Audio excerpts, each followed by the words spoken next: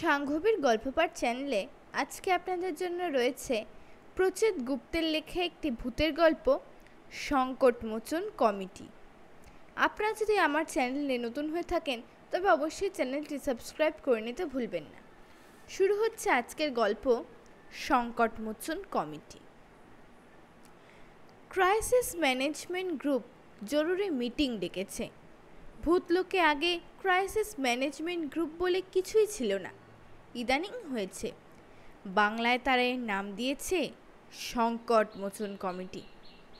Committee তৈরি না করে কোনো উপায়ও ছিল না, শুধু হেসে খেলে ভয় দেখিয়ে নিশ্চিন্তে ঘুরে বেড়ানোর দিন আর নেই। আজকাল প্রায় তাদের কোনো না কোনো সমস্যার মধ্যে পড়তে হচ্ছে, তার মধ্যে কোনো কোনো সমস্যা তো খুবই জটিল। এইসব সমস্যা থেকে রক্ষা পাওয়ার জন্যই কমিটিকে মাঝে মধ্যে আলোচনায় বসতে হয়, তবে বেশিরভাগ সময়ই ঝগড়া লেগে যায় এবং মাঝপথে মিটিং ভেস্তে যায়। তবে এবার শোনা যাচ্ছে সমস্যা শুধু জটিল নয়, মারাত্মক রকম জটিল। শ্রীনিবাস, কালীপদ আর ঝন্টু মিটিংয়ে সেই সমস্যার কথা সকলকে জানাবে। সমস্যাটা কি? একটা সময় ছিল যখন ভূতেরা হুটহাট মিটিং ডাকতো না, তিথি পঞ্জিকা ঘেটে অমাবস্যা পূর্ণিমা দেখে তবে দিনক্ষণ স্থির করত। তারপর বাছা হতো জায়গা, মিটিংয়ের ভেন্যু যাকে বলে। জায়গার অবশ্য কোনো অভাব ছিল না। কলকাতা শহর আর তার আশপাশে পুরো বাড়ি বনবাজার ছিল প্রচুর। বেহালা, টালিগঞ্জ বা লেকটাউন অঞ্চলে একটু খোঁজ নিলেই চমৎকার চমৎকার সব বাঁশ বন পাওয়া যেত। সেখানে দিনের বেলাতেও ঝুমমারা অন্ধকার। ভবানীপুর হাতিবাগানের দিকে সহজে পুরো বাড়িও মিলত।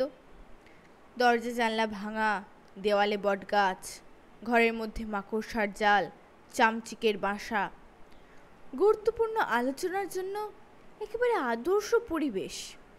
ঘুটঘুটে অন্ধকার, ঝিঁঝি ডাকছে, হাওয়া বইছে শিরশির করে, দূর থেকে ভেসে আসছে শিয়ালের ডাক। সব মিলিয়ে গা ছমছমে একটা ভাব। গা ছমছমে ভাব থাকলে ভূতেদের বুদ্ধি খোলে ভালো। আজকাল এসব পাট উঠেই গিয়েছে। বাঁশবনি বা কোথায়, পুরো বাড়ি বা কে দেবে? চারপাশে উঁচু উঁচু ফ্ল্যাট বাড়ি, চওড়া চওড়া রাস্তা, লম্বা লম্বা ফ্লাইওভার। সর্বনাশের কথা হলো শহরে পূর্ণিমা অমাবস্যা বলে কিছু নেই। সন্ধে হলেই ঝলমল করছে আলো। রাস্তায় আলো, শপিং মলে আলো, বাড়িতে আলো, এমনকি বিজ্ঞাপনের হোর্ডিংগুলো পর্যন্ত আকাশে আলো জ্বেলে বসে আছে সারা রাত। পূর্ণিমার চাঁদ থেকেও নেই। অমাবস্যার অন্ধকার তো একেবারে ভ্যানিশ। শহুরে ভূতের দল ঠান্ডা মাথায় খানিকক্ষণ বসে নিজেদের মধ্যে দুটো কথা সেরে নেবে, সে উপায় আর কোথায়? কিন্তু তা বলে তো হাত পা গুটিয়ে বসে থাকা যায় না। মিটিং তো করতেই হবে। বিশেষ করে সমস্যা যখন মারাত্মক, তখন সংকটমোচন কমিটিকে বসতেই হবে। তাই ঝপ করে লোডশেডিং হতেই এমার্জেন্সি মিটিং ডাকা হয়েছে। অমাবস্যার বদলে লোডশেডিংয়ে এখন ভরসা। গতবার সংকটমোচন কমিটির মিটিং ডাকা হয়েছিল মেট্রো রেলের টানেলে।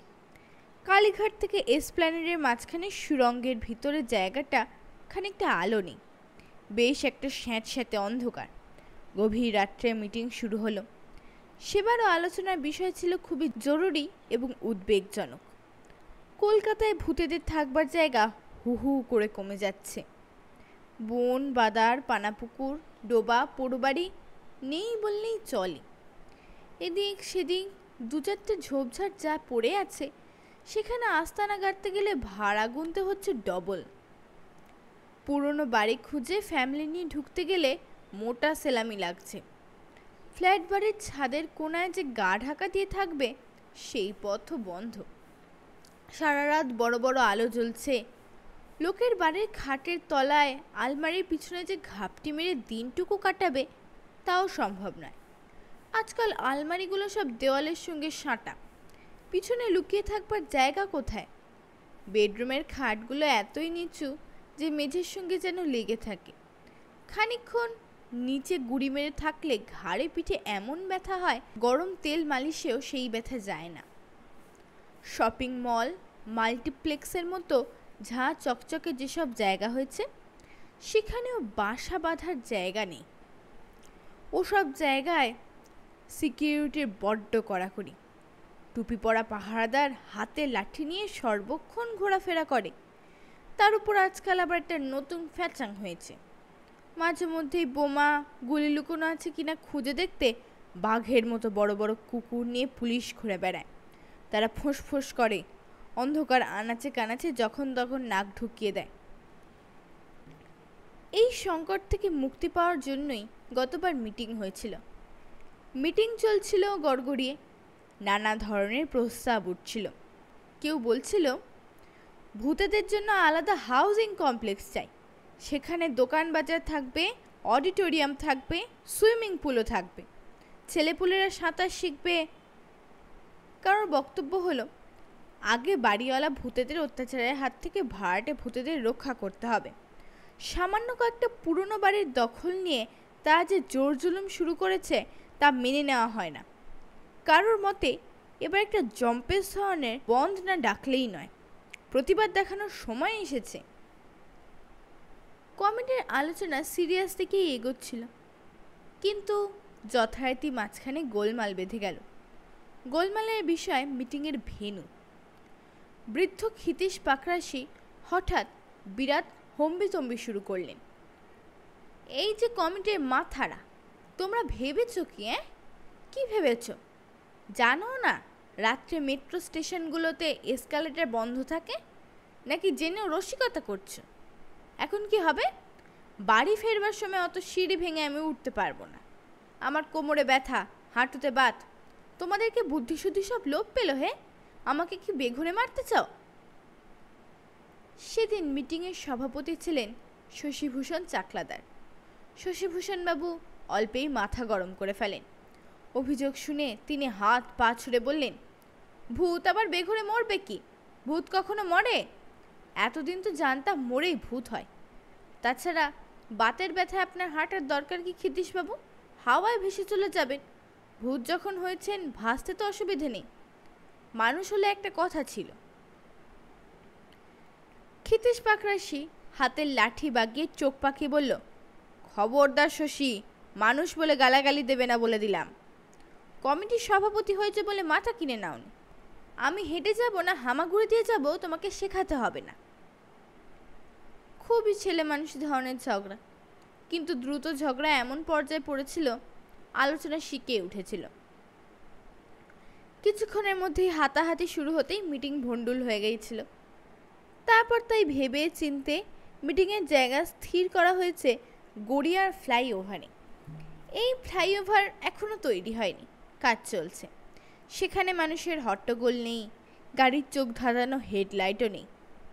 কমিটির কেউ বসেছে রেলিংয়ের উপর অন্ধকারে মিশে, কেউ বসেছে পিলারের আড়ালে ছায়া হয়ে, কেউ আছে ইটের পাঁজরার ফাঁকফো করে ঢুকে মাথাটুকু শুধু বের করে রেখেছে। অল্প বয়সীরা অনেকেই ফ্লাইওভারের নিচে রড ধরে হাওয়ায় দোল খাচ্ছে। সংকটমোচন কমিটি আজ জ্ঞানদা শঙ্কর ভট্টাচার্য মহাশয়কে মিটিং চালানোর দায়িত্ব দিয়েছে। প্রবীণ জ্ঞানদা শঙ্কর একসময় ছিলেন ঠান্ডা মাথার বুদ্ধিমান মানুষ। ভূত জীবনে প্রবেশের পরও একই রকম আছেন। কমিটির আশা উনি ঝগড়া ছাড়াই মিটিং পরিচালনা করতে পারবেন এবং সংকট থেকে মুক্তি পাওয়ার কোনো না কোনো পথ বলে দিতে পারবেন ঠিকই। দায়িত্ব পেয়ে আজ জ্ঞানদা শঙ্করবাবু খুবই খুশি। তিনি পাট ভাঙা ধুতি পাঞ্জাবি পরে এসেছেন। মিটিং শুরুর আগে সংকটমোচন কমিটির পক্ষ থেকে গলায় একটা গাঁদা ফুলের মালা পরিয়ে তাকে বরণ করা হলো। জ্ঞানদা শঙ্করবাবু লজ্জিত মুখে বসলেন খানিকটা উঁচুতে একটা ক্রেনের মাথায়। তারপর দুবার গলা খাকারি দিয়ে বললেন, ভাই সব, আপনারা শান্ত হন, হাতে বেশি সময় নেই, যে কোনো সময় ইলেকট্রিসিটি চলে আসবে, সুতরাং আমাদের আলোচনা দ্রুত শেষ করতে হবে। মনে রাখবেন, ভূত সমাজ এই মুহূর্তে যে বিপদের মুখোমুখি হয়েছে তা অতি মারাত্মক। এই সংকট থেকে যদি আমরা নিজেদের রক্ষা করতে না পারি তাহলে আমাদের অস্তিত্ব নিয়েই টানাটানি পড়ে যাবে। মানুষের অত্যাচার আমাদের কম সহ্য করতে হয় না, কিন্তু এবারের ঘটনা সবাইকে ছাপিয়ে গিয়েছে। শ্রোতারা ঝটপট হাততালি দিল। জ্ঞানদা শঙ্করবাবু উৎসাহ পেলেন, বললেন, ভাই সব, আপনারা আগে আমাদের 3 সঙ্গী শ্রীনিবাস, কালীপদ আর ঝন্টুর মুখ থেকে তাদের অভিজ্ঞতার কথা শুনুন, তারপর আমরা ঠিক করব কিভাবে বিপদ থেকে রক্ষা পাওয়া যায়। এবার হুড়োহুড়ি পড়ে গেল। সকলেই কাছে এসে কথা শুনতে চায়। ওকে ঠেলা দিল। সে লম্বা হাত বাড়িয়ে চেপে ধরল তার গলা। 2-1 গুড়ি মেরে এগিয়ে অন্যদের পা ধরে হ্যাঁচকা টান দিল। বেচারিরা হুড়মুড়িয়ে পড়ল রেলিং থেকে। জ্ঞানদা শঙ্করবাবু তাড়াতাড়ি হাওয়ায় ডিগবাজি খেয়ে ট্রেনের আংটা ধরে ঝুলে পড়লেন। তার সাধের পাট ভাঙা ধুতির কোচা ছিল, মালা থেকে গাঁদা ফুল খসে পড়ল। তিনি হাত তুলে বললেন, শান্ত হন ভাই সাহেব, শান্ত হন। আজ নিজেদের মধ্যে ঝগড়া করলে বিপদ আরও বাড়বে। বিপদের কথায় সবাই চুপ করল। আর ঝন্টু, কালীপদ, শ্রীনিবাসের কথা শুনে চমকে চমকে উঠতে লাগলো। যা ঘটেছে তাতে চমকে ওঠারই কথা। যে মানুষ একসময় ভূতের ভয়ে ঠকঠক করে কাঁপত, দাঁত কপাটি লেগে যেত, চোখ কপালে তুলে মূর্ছা যেত, সেই মানুষ এখন আর ভূতে ভয় পাচ্ছে না, পাত্তাই দিচ্ছে না মোটে। ভূতের দিকে মন দেওয়ার সময়ই নেই তাদের। ভয় দেখানোর যাবতীয় কসরত ফেল করছে। শ্রীনিবাস নিজেই এই ঘটনার সাক্ষী।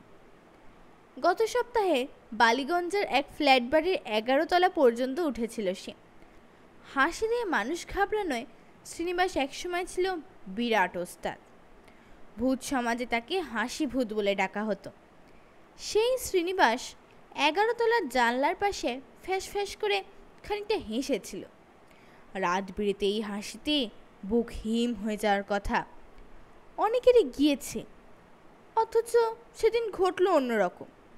খানিকক্ষণের মধ্যেই জানলা খুলে গোলগাল চেহারার এক ভদ্রমহিলা বাঁচ খাই গলায় ধমক দিল, এই কে রে, মাঝরাতে ফাজলামি করে? ভূতের হাসি শুনে ভূতকেই কিনা ধমক! কেউ কখনো শুনেছে? শুধু হাসি নয়, ভৌতিক আওয়াজগুলো পর্যন্ত সব অকেজো হয়ে যাচ্ছে। দরজার ক্যাঁচকোচ, বাথরুমের কল থেকে মিথ্যে জল পড়ার টুপটাপ আওয়াজ, ছাদে পায়ের ধূপধাপ শব্দ, খাটের তলার খচমচ শব্দ, বারান্দায় ফিসফাসে। কেউ আর গায়ে করছে না। গত কয়েক মাসে কালীপদ সব কটায় ব্যর্থ হয়েছে। মানুষ এইসব ভৌতিক আওয়াজে বিন্দুমাত্র বিচলিত না হয়ে মনের আনন্দে টিভি চালিয়ে দিয়েছে, নয় মিউজিক সিস্টেমে গান বাজিয়েছে গাঁক গাঁক করে। অপমানের এক শেষ যাকে বলে। ভয় দেখানোর ভারী সহজ উপায় ছিল আলো আধারে সিঁড়ি বেয়ে সরসর করে উঠে যাওয়া। বাঁকের মুখে শার্টের একটা কোণ, শাড়ির একটুখানি আঁচল দেখা যাবে মাত্র, বাকি সবটাই মিশে থাকবে বাতাসে। এই টেকনিকের নাম হলো আছে কিন্তু নেই টেকনিক। এই টেকনিকে একসময় বহু মানুষ মূর্ছা যেত, কেউ কেউ তো মারাও যেত। সেদিন ঝন্টু এই টেকনিক ব্যবহার করতে গিয়ে ভারী অপমানিত হয়েছে। সিঁড়িতে পিছন পিছন আসা মানুষটা সমানে কানে মোবাইল ফোন চেপে ধরে বকর বকর চালিয়েই যাচ্ছে। এতই ব্যস্ত যে ভূতের শার্ট, পেতনির আঁচল দেখবে কোথায়। সামনে দিয়ে আস্ত ভূত সিঁড়ি বেয়ে উঠে গেলেও তার ঘুরে তাকানোর সময় নেই। কে জানে, হয়তো মাথা নাড়িয়ে বলে আসবে গুড ইভিনিং। ঝন্টুর একসময় ইচ্ছে করলো মোবাইল ফোনটা কেড়ে নিয়ে মানুষটার গালে চড় কষায়। আছে কিন্তু নেই টেকনিকে চড় মারারও কোনো নিয়ম নেই। মনের দুঃখে সে ফিরে এলো। 3 জনের কথা শেষ হওয়ার পরও সবাই চুপ। বিপদ সত্যিই মারাত্মক।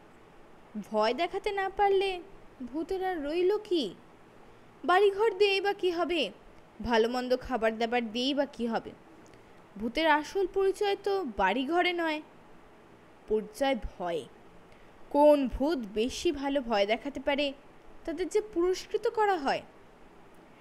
জ্ঞানদা শঙ্করবাবু বেশ খানিকক্ষণ মাথা চুলকে ভাবলেন, তারপর বললেন, দেখুন ভাই সব, এত সহজে হাল ছেড়ে দিলে চলবে না। এমন তো হতে পারে আমরা যাদের ভয় দেখাতে গিয়েছিলাম তারা সব সাহসী মানুষ, আমরা তাই ব্যর্থ হয়েছি। এমন হতে কি পারে না? শ্রোতারা আশার কথা শুনে খুশি হলো। সমস্যারে হৈ হৈ করে বলল, হতে পারে, খুব হতে পারে।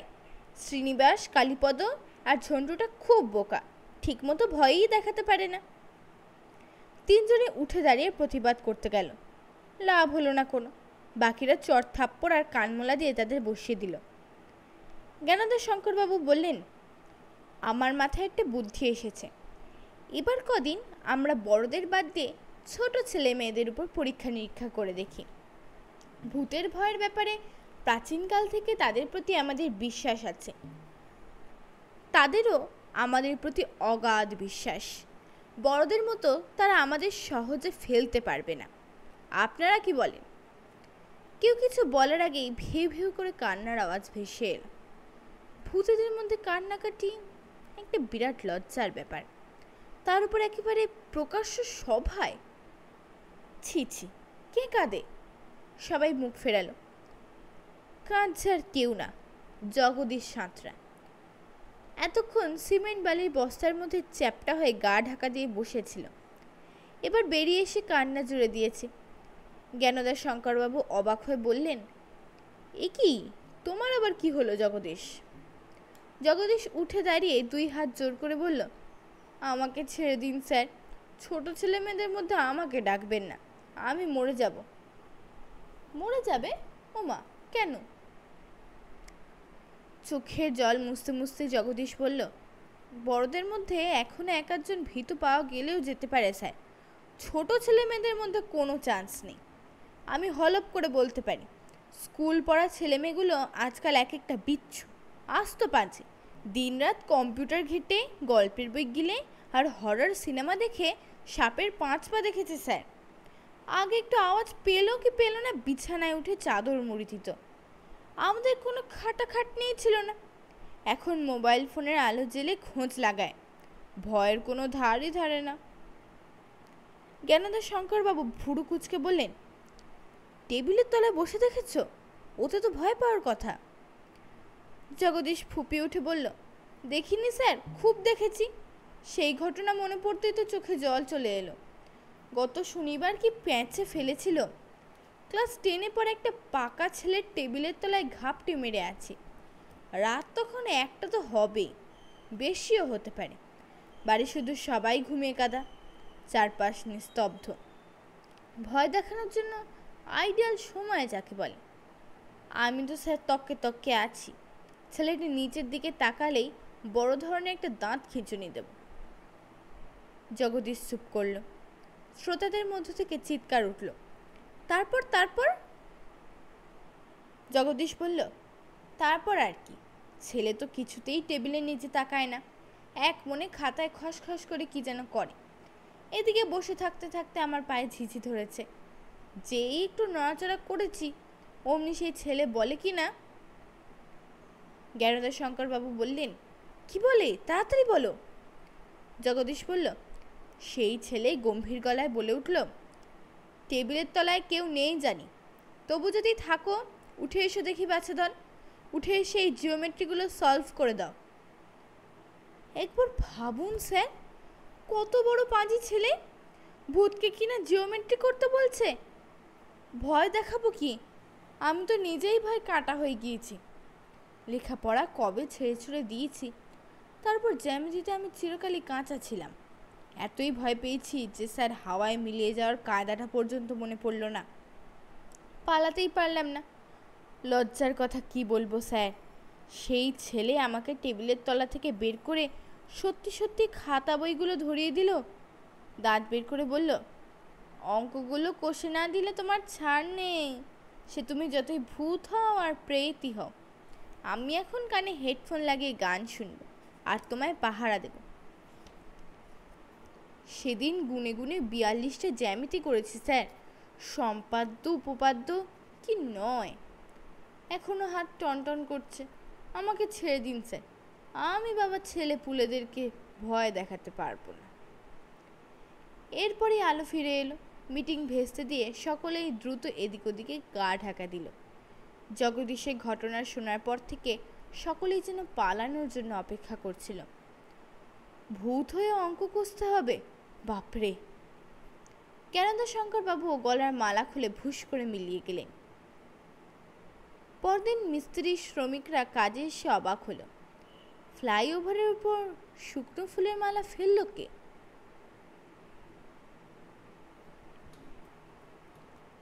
সাঙ্গবের গল্পপাঠ চ্যানেলে আপনারা তখন শুনছিলেন প্রচ্ছদ গুপ্তের লেখা একটি ভূতের গল্প, সংকটমোচন কমিটি। আপনাদের যদি আমার গল্পপাঠ ভালো লেগে থাকে তবে অবশ্যই গল্পপাঠটিতে একটি লাইক করবেন এবং গল্পপাঠটি বন্ধুদের সাথে শেয়ার করবেন। নমস্কার।